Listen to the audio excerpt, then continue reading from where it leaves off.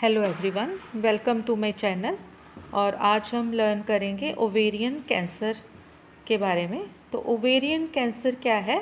It is the growth of abnormal cells that forms in the ovaries, and ovaries are the parts of female reproductive system.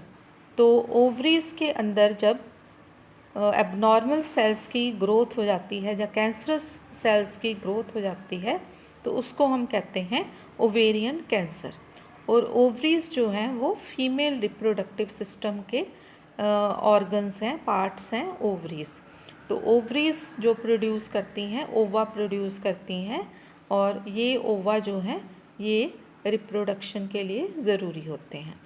तो ovarian cancer क्यों होता है, मतलब क्या कारण हो सकते हैं, जहाँ क्या इसके इटियोलॉजी होती है, जहाँ क्या रिस्क फैक्टर्स हैं।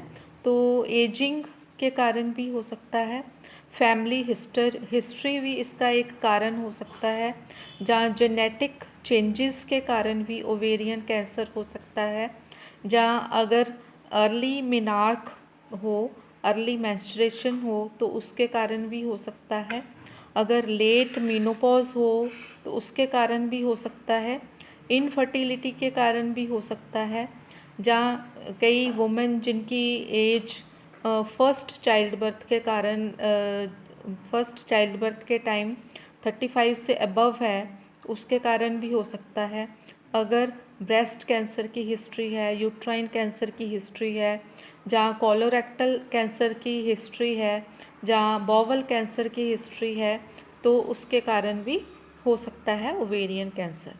तो इसके साइंस एंड सिम्टम्स क्या हैं?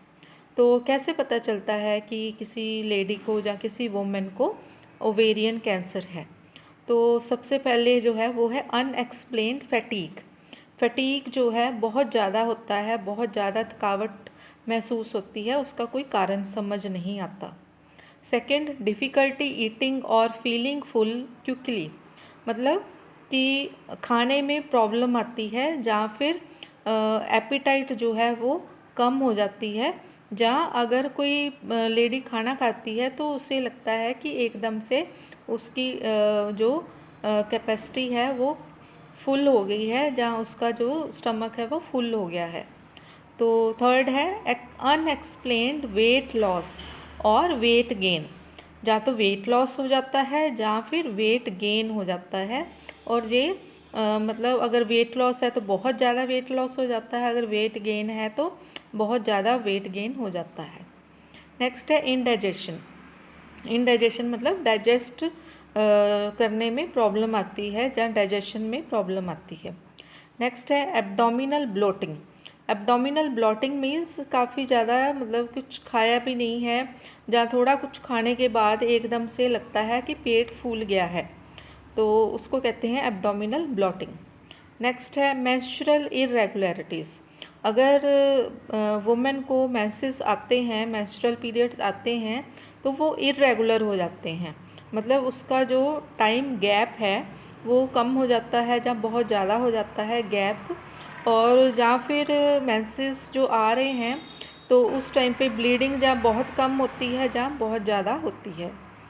नेक्स्ट होता है फ्रीक्वेंट और अर्जेंट यूरिनेशन, मतलब यूरिनेशन जो है वो बार बार आता है, फ्रीक्वेंट यूरिनेशन होती है, जहाँ फिर बहुत ज़्यादा मतलब एकदम से ऐसे प्रेशर पड़ता है कि यूरिन करने की अर्ज जो है वो बढ़ जाती है। नेक्स्ट है बैक पेन होती है, जहाँ फिर एब्डोमिनल पेन होती है, जहाँ फिर पेल्विक पेन होती है। Next, pen during sexual intercourse, intercourse के टाइम काफ़ी ज़्यादा पेन होती है। एंड लास्ट इज़ कॉन्स्टिपेशन और डायरिया, जहाँ तो पर्सन को, जहाँ वुमेन को कॉन्स्टिपेशन हो जाती है, जहाँ फिर डायरिया हो जाता है। ये इसके हैं ओवेरियन कैंसर के साइंस एंड सिम्टम्स। तो इसका जो डायग्नोसिस कैसे करते हैं? फिज़िकल एग्जामिनेशन से इसका डायग्नोसिस होता है, ब्लड टेस्ट से इसका डायग्नोसिस होता है, एक्सरे स्टडी, अल्ट्रासाउंड या फिर लेप्रोटमी से भी कई बार इसका डायग्नोसिस किया जाता है, जहाँ फिर ट्रांसवेजाइनल अल्ट्रासाउंड के ज़रिए इसका डायग्नोसिस किया जाता है, जहाँ पता चलता है। तो इसका जो ट्रीटमेंट रहता है वो डिपेंड करता है वुमेन की एज पे डिपेंड करता है, या वुमेन की जो है ओवरऑल हेल्थ है उस पे डिपेंड करता है, जहाँ जो कैंसर की स्टेज है उसके ऊपर इसका ट्रीटमेंट डिपेंड करता है। तो इसका ट्रीटमेंट में ट्रीटमेंट ऑप्शंस, जहाँ ट्रीटमेंट जो थेरेपीज़ यूज़ की जाती हैं वो है कीमोथेरेपी यूज़ की जाती है, रेडिएशन थेरेपी यूज़ की जाती है, इम्यूनोथेरेपी यूज़ की जाती है, टारगेटेड थेरेपी यूज़ की जाती है, और या फिर सर्जिकल थेरेपी जिसमें हिस्टेरेक्टमी या लेप्रोटमी यूज़ की जाती है। तो ये है ओवेरियन कैंसर। तो आज की वीडियो में इतना ही। Thank you so much.